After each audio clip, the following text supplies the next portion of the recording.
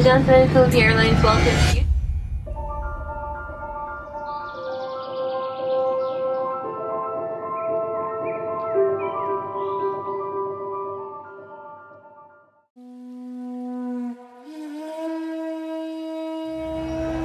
Ang Pilipinas ay isang bansang binubuo ng maraming kapuluan.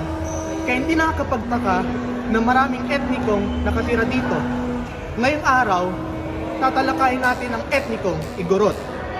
Ang mga Igorot ay tinuturing mga Austronesian kung saan sila ay kinikilala sa kanilang mga pangangaso, kasipagan, katatagan at pagiging matapat. Sila ay hiniwalay at grinupo ng mga Kastila noong panahon ng Espanyol. Ang prosesong ito ay natapos pagkarating ng Amerikano sa Pilipinas.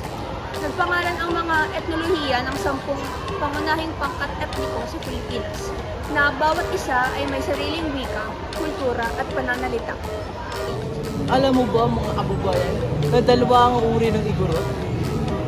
Ang isa ang mga naninira sa taas ng kabundukan bilang magsasaka ng basang bigas or wet rice in English, sapagkat naninirahan sila sa mga teresa. Ang pangalawa naman, ang mga naninira sa mababang kagubatan nagpapalit ng mga sakan.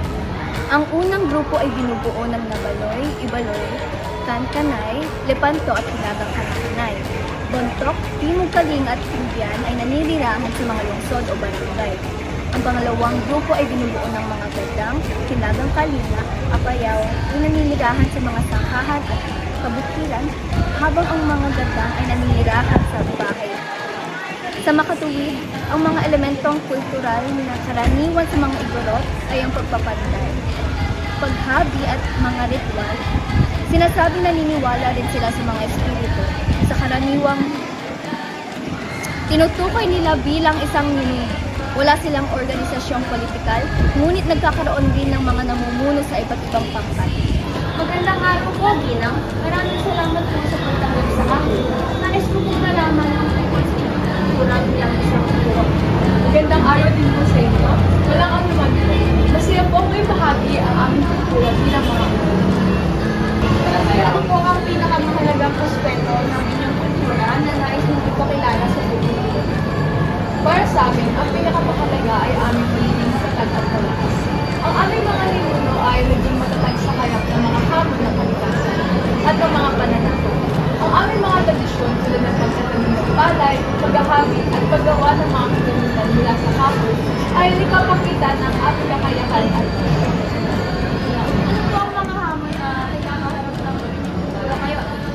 maraming hamon ang kinakakayot ng aming kultura tulad ng pagkawala ng mga tradisyon, ang pagiging moderno ng pamumuhay, ang pag-unlad ng turismo, at syempre nakakaranas din po kami ng diskriminasyon.